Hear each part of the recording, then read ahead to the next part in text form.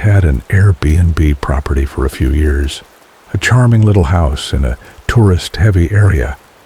At first, it was exciting, a side hustle that promised extra income and the opportunity to meet interesting guests, at least virtually, since I rarely interacted with anyone in person. My wife and I thought we'd struck gold. The house was in a prime location, and bookings came in fast. It seemed like the perfect plan: maintain my full-time job and run the Airbnb on the side for a little extra cash. But over time, the excitement wore off. Managing an Airbnb was far more stressful than I'd anticipated. Coordinating with guests, scheduling cleaning services between check-ins, addressing last-minute issues, and answering a constant stream of emails and texts was draining. The money was good, but the demands on our time were relentless. Still, for a while, we managed. The first couple of years went by relatively smoothly, and we even enjoyed the process until we had an unforgettable encounter that made us rethink everything. It started like any other booking. A young couple reserved the house for a single night. They had good reviews on their profile, so I didn't give it another thought. When they arrived, I texted them the door code, as I always did, and received a polite confirmation that they'd gotten in and everything looked great. That was typically the extent of my interaction with guests. Most only contacted me when they arrived, when they left, or if they had a question about the house. That evening, I was winding down for the night, ready to head to bed. Around 9 p.m., I got a text from the man who had booked the house. It was short and to the point. He said he needed to call me about a problem. A minute later, my phone rang. "Hey, I think there's something wrong with the water," he said. "It's not working at all." I apologized immediately and assured him I'd come by to check it out. I couldn't imagine why there'd be an issue. The plumbing in the house was in good shape, and we'd never had a problem before. Still, I knew it wasn't acceptable for guests to be without water, so I offered to stop by and take a look. He sounded understanding and even thanked me for coming over so late. As I drove up to the house, I noticed something odd right away. There were 2 cars in the driveway. This wasn't necessarily alarming, but it did strike me as strange. They were supposed to be a young couple, staying for just one night. Why would they need 2 cars?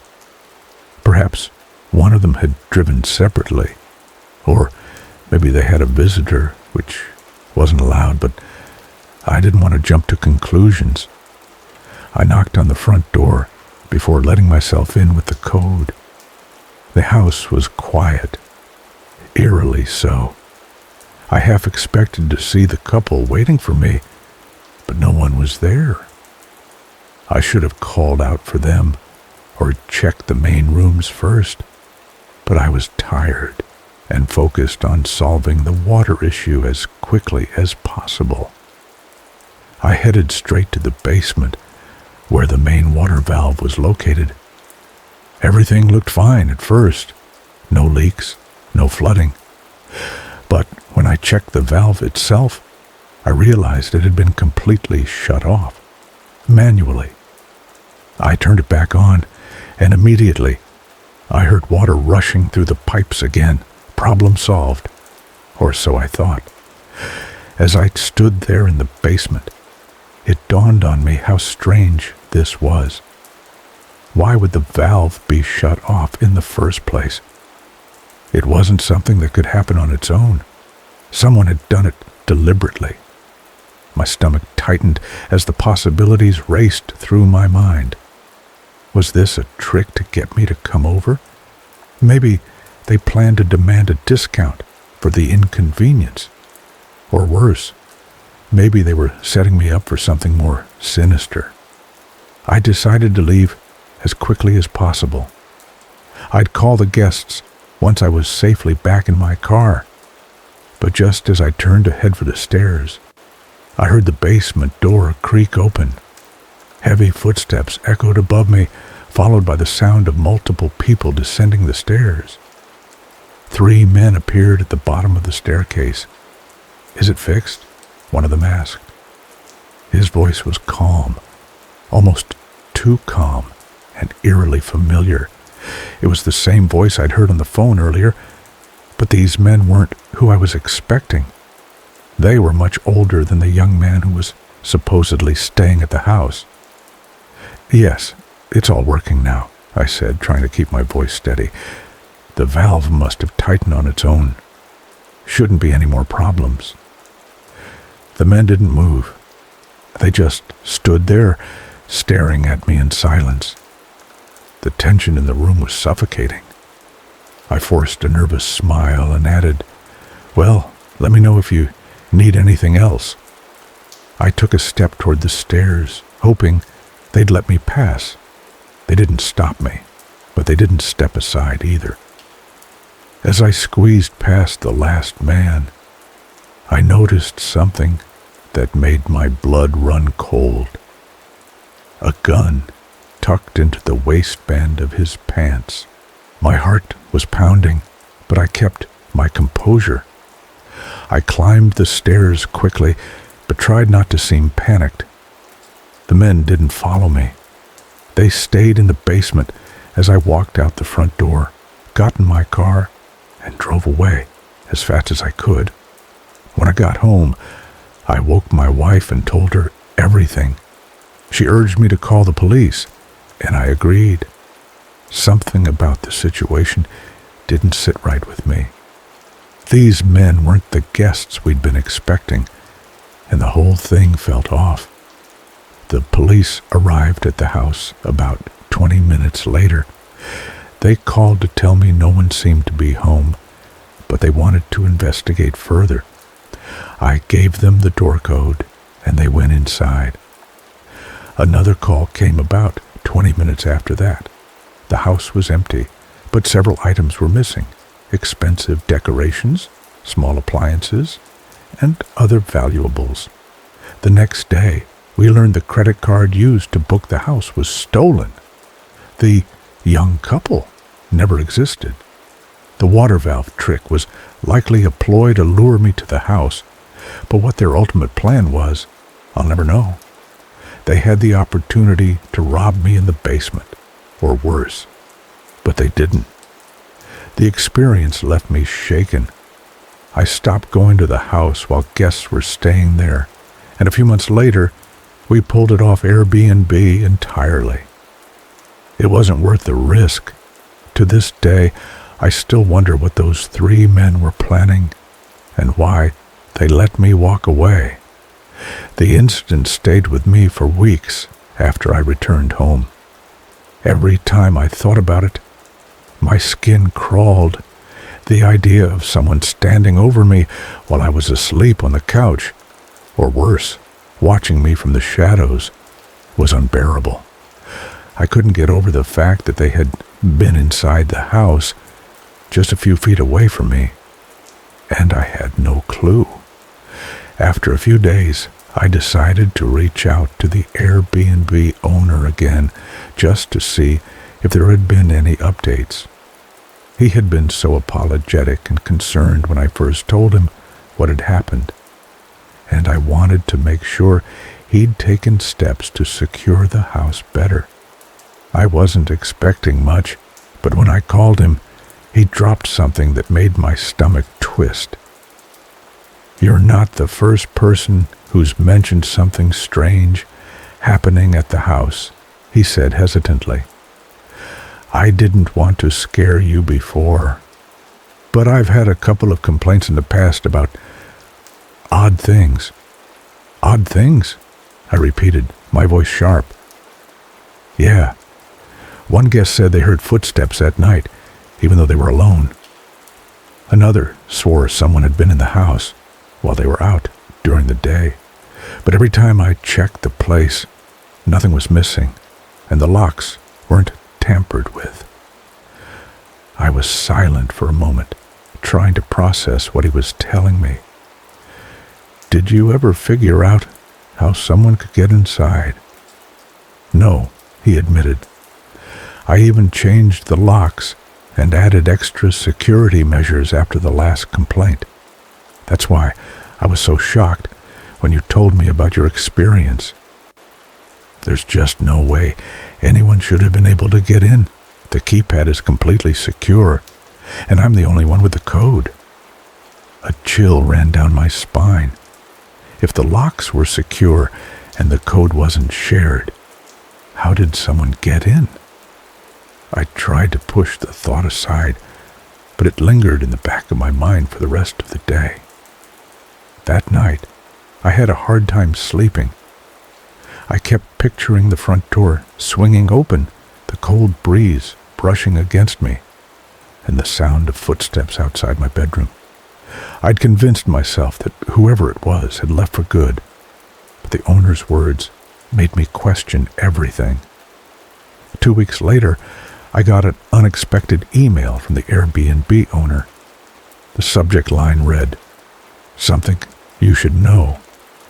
I opened it immediately, my heart racing as I read his message.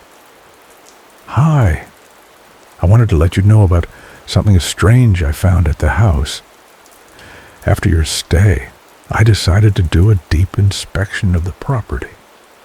I checked every corner of the house, including the attic and the crawl space. That's when I found something that might explain what happened. In the crawl space under the house, I found a small sleeping bag, some empty water bottles, and wrappers from food. Someone had been living there. I think they must have been sneaking in and out through the back door when guests weren't around. I've already contacted the police, and they're investigating. I'm so sorry this happened to you.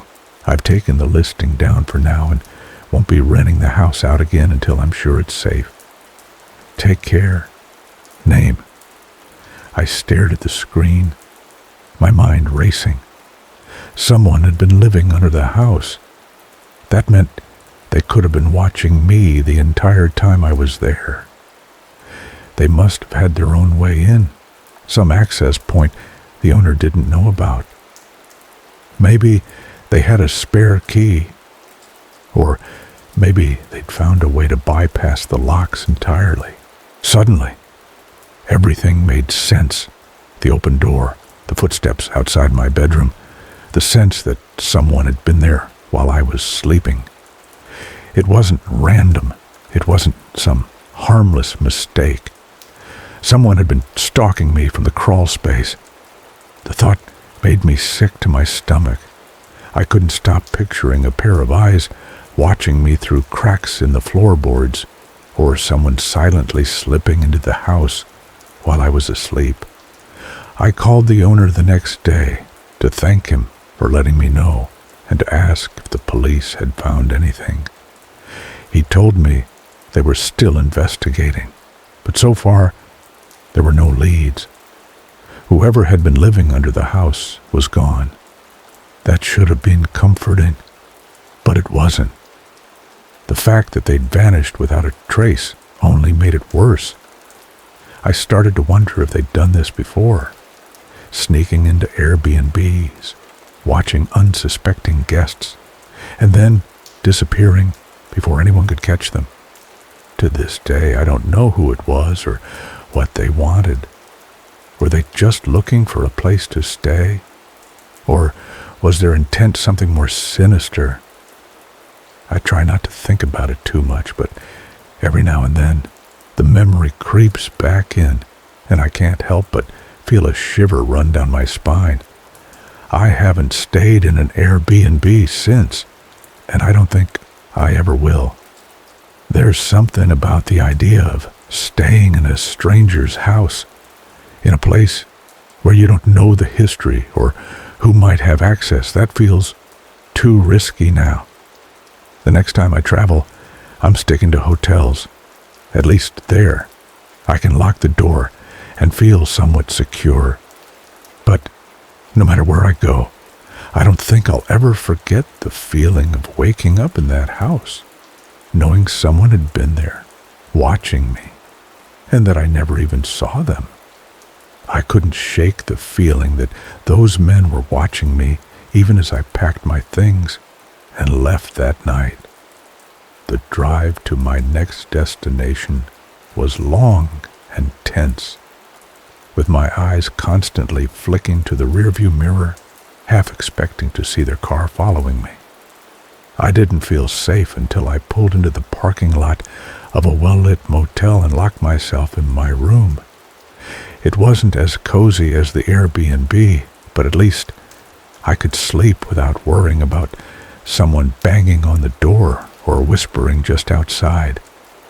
The next morning, after a restless night, I called the Airbnb owner again to see if he'd heard anything more. He was apologetic, but there wasn't much he could tell me. "I've contacted Airbnb support," he said. "They're investigating to see if there was a double booking or if the men even had a reservation. But honestly, I don't think they did. Their story doesn't add up." That sent a chill down my spine. If they didn't have a reservation, what were they really doing there? And why had they been so insistent about getting inside? The owner assured me he'd be changing the locks and adding a security camera to the property. But his reassurances didn't help much. I couldn't stop thinking about the whispers I'd heard through the door, the way the second man had stayed behind while the first walked away. It felt deliberate, like they were trying to intimidate me or distract me. A few days later, I got an email from Airbnb's support team. They confirmed what I'd already suspected. There had been no double booking. The men didn't have a reservation for the house, and the owner hadn't given anyone else the code. They'd lied. The realization hit me like a punch to the gut. These weren't just confused travelers or frustrated guests. They'd come to the house knowing I was there, and they had some kind of plan. What scared me the most was the banging on the door. It wasn't just loud, it was aggressive, desperate even. I kept replaying it in my mind, trying to figure out what they would have done if I'd opened the door. Were they planning to rob me, attack me, or worse?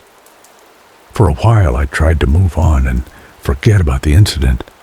But a couple of weeks later, something happened that brought it all rushing back. I was at home, scrolling through the news on my phone, when I came across a headline that made my heart stop. Local woman attacked an Airbnb break-in. The article described how a woman staying alone at an Airbnb not far from where I'd been was attacked by two men who had forced their way inside late at night. According to the report, the men claimed to have a reservation for the property, but when the woman opened the door to speak with them, they pushed their way in. She managed to escape and called the police, but the men had fled by the time help arrived. The description of the men sent a shiver down my spine. It was vague, two men in their late 30s or early 40s, but something about it felt familiar. The whole situation sounded eerily similar to what had happened to me.